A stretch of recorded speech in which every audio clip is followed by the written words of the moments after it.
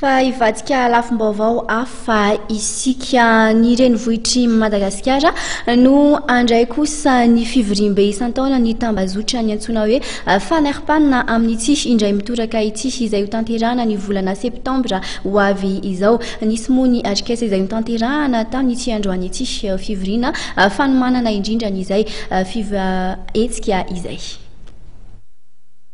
Handray ny fivoriam-be isan-taonan'ny tambazotra paritra Food, Agriculture and Natural Resources Policy Analysis Network na FANERPAN ny renivohitry Madagasikara ny 13 hatramin'ny 19 septambra ho avy zao.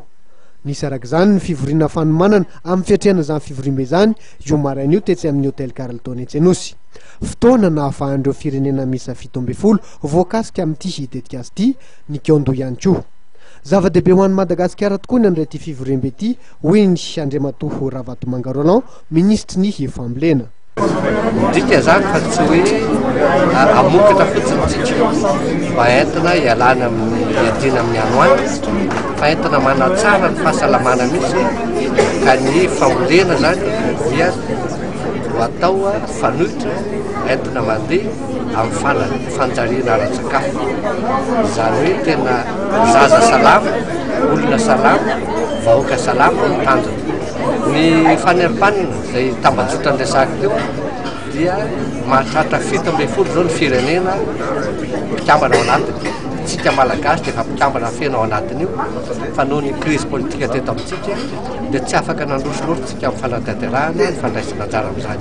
17 firenena afrikanina teonareo ary amin'ny efatra izy amin'ny taonty raha tsisy ny samba ka firenena aty atsimony Sahara olona hoe Afrika subsahariana manana anjara lehibe amin'izany tsika ity mpikambana amin'ny commerçant, mpikambana amin'ny SADC ny ankamaroan'izy ireo. Anisan'izany ohatra ny firenena matanjaka toa ny Afrika Atsimo. Tanjona amin'ity atrikasa ity zany dia ho entintsika mampiseho amin'ny ireo firenena anao antsika ireo hoe inona zava-misy eto Madagasikara.